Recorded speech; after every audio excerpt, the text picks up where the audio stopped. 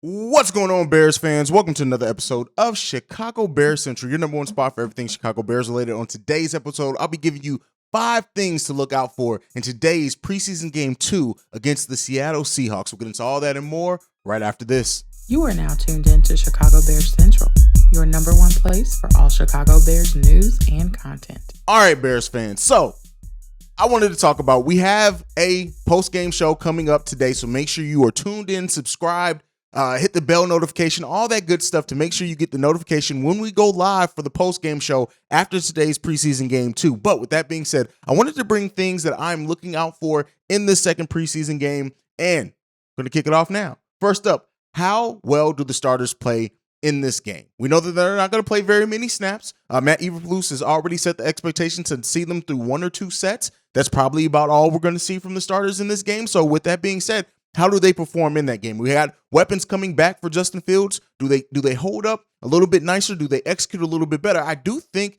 that Luke Getsy is keeping that offensive playbook a little bit more restrained, maybe to even unleash more in the regular season. The play calling was kind of so-so in the first preseason game, but how does that play calling look better? How does the offense look better? And with that being said, how does Tevin Jenkins, this is number 2, how does Tevin Jenkins take advantage of the new opportunities he's going to be given? We talked about it in the last couple of episodes. It seems like Tevin Jenkins is now going to be the right guard for the Chicago Bears. Does he start for the Bears? We don't know all that right now. But how does that offensive line hold up? How does Tevin Jenkins take advantage of the opportunities given for him? And does the offensive line as a whole look a little bit better with the adjustments that Luke Getsy and the coaching staff have made to the offensive line in the last few days since it, because it hasn't even been a week since the last preseason game? Larry Borom now, does he look better? Does Braxton Jones, what does he learn from his first preseason game as well? Does he look better? Overall, like I said, Tevin Jenkins is going to take advantage of the increased opportunity he looks like he's going to get at the right guard position, but also as a whole, how's that offensive line going to look for the Chicago Bears with the second preseason game? Do we have a little bit better idea of who's going to be that starting offensive line going into the regular season? A lot of those questions I'm looking to be answered in the second preseason game. Third, I should say as well, how does Brisco look in this second preseason game? Does he continue to be that ball hawk look like he is? Does he continue to be the difference maker? Does he continue to be just the impact player that it looks like he's going to be in this second preseason game? Jaquan Brisco was a revelation to me. Seeing it in the little bit of sample size that we did get in that first preseason game, he was everything that he was advertised to be. He was everything that he's talked about. He was everything that the coaching staff has hyped him up to be. Almost getting a turnover in that case, being around the ball for every major hit, getting just the full impact. That's why I label it as an impact player for Jaquan Brisco. Does he continue to be that in the second preseason game for the Chicago Bears? Number 4, the debuts of Kyler Gordon and Velus Jones. How do they look upon their debuts? We just talked about a rookie already in Jaquan Brisco and what he looked like. How did the rookies in Kyler Gordon, Velus Jones come in? Even Treston Ebner, who looked really good, got a touchdown in that first preseason game. Now, the other 2 rookies that were looking to be starters on this team and be impact players right away, how does Kyler Gordon look? Does he keep up that energy that we see from Jaquan Brisco? How does the secondary look overall? And Velus Jones, how does Velus look being a wide receiver? Where does he line up at? How many snaps does he get? How many times is he targeted? What does he do when he does catch the ball and is given that opportunity? Those are the things that I'm looking for in this second preseason game, especially Velus Jones. St. Brown made his impact. He even got used in the running game a little bit.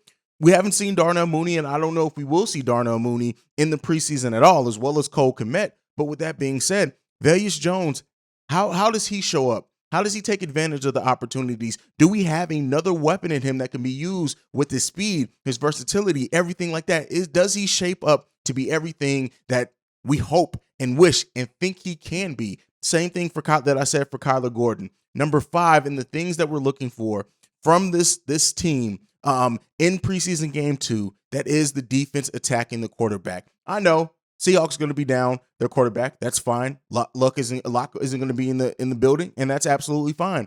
But does that front 7 continue to put the pressure on that we did see last preseason game? Do they continue to be able to do that? Who shines? Who steps up on that defensive end? And does our defense continue to look as good as they did. The defense, I said before, they're ahead of the offense, and we saw that in preseason game 1. Does that continue now with the additions of Kyler Gordon being now in that secondary as well and being another weapon for them? How does this defense look as a whole as it continues to take shape? Nicholas Morrow, does he step up? Oh, also, Jack Sanborn, right? Let's not forget Jack Sanborn. I guess 6 things. Let's go ahead and throw that in. Does he continue to look as good as what he did? Do the Bears have a steal and got a gem in Jack Sanborn? Does he look like his intensity, what he brought for the defensive end? Does he get some snaps with the starting lineup maybe in this preseason game? And if he doesn't, how does he look in the time that he's given? Was it a flash in the pan, or is this something that we can look at to maybe be sustained from Jack Sanborn? But overall, with that, how does the front 7 look at overall? Can they continue to put pressure on that quarterback? These are the things that I'm looking forward to from the Chicago Bears in preseason game number 2 that goes down today, 8 p.m. Gotta be there, man. Listen, post-game show is going to be late. It's going to be a late one. Don't expect the post-game show to go live to probably about 11:30 at night, but we're going to be here to give you that post-game, to give you that breakdown, and to give our thoughts and feelings on what this game, how this game looked, what players stepped up or stepped down, and overall, just what we felt from it. So make sure you're tuned in to Chicago Bears Central. You can follow us at every social media platform at Chi Bears Central on every social media platform. You can send us any feedback, questions, comments, concerns, chicagobearscentral@gmail.com. Lastly, you can leave us a text and our voicemail. Definitely want to hear from you guys after this game. The number to do so, 773-270-2799. We are the number 1 spot for everything Chicago Bears related. We love you guys like I like to end every episode on. Bear down. Peace, y'all. This has been a presentation of the Break Media.